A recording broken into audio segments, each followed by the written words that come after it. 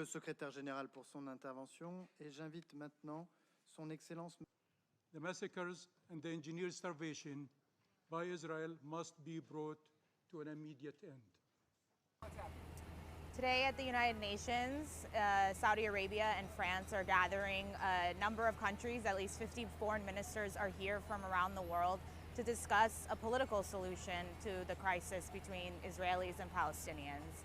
This comes as obviously there's a lot of international condemnation that has come out in the last few days about the starvation of children and women and civilians in Gaza, as calls for getting more humanitarian aid in have come even from President Donald Trump earlier today.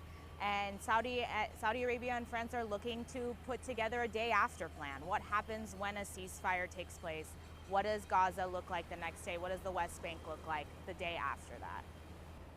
The high-level meeting at the UN today is happening days after French President Emmanuel Macron became the largest Western power to declare that he's going to recognize Palestine as a state when France and several other countries come to the UN in September for the General Assembly. It is a bold but yet mostly symbolic move by France, but it's hoping to up the diplomatic pressure to get a ceasefire, to be able to get to a two-state solution plan and to have peace in the Middle East.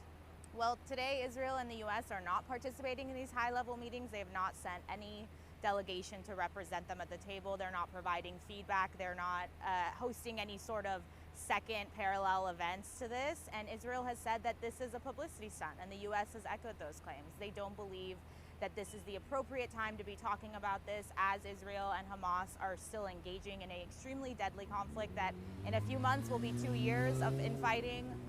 And Israel wants the focus to be on Hamas and releasing the hostages. And obviously a lot of the focus in this building and for this conference is on the day after, and being able to recognize Palestine as a state internationally, but also being able to have Palestinians and Israelis live side by side in peace.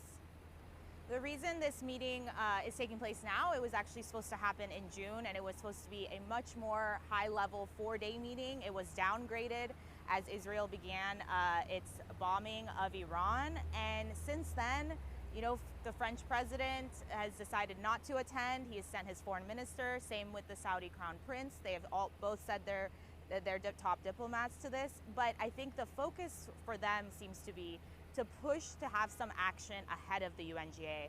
They said that there will be a meeting either here in New York at the UN or in Paris that will include heads of state, heads of government, prime ministers, and that will focus on actual deliverable outcomes for the Palestinians and for the Israelis. And they want to put some political pressure.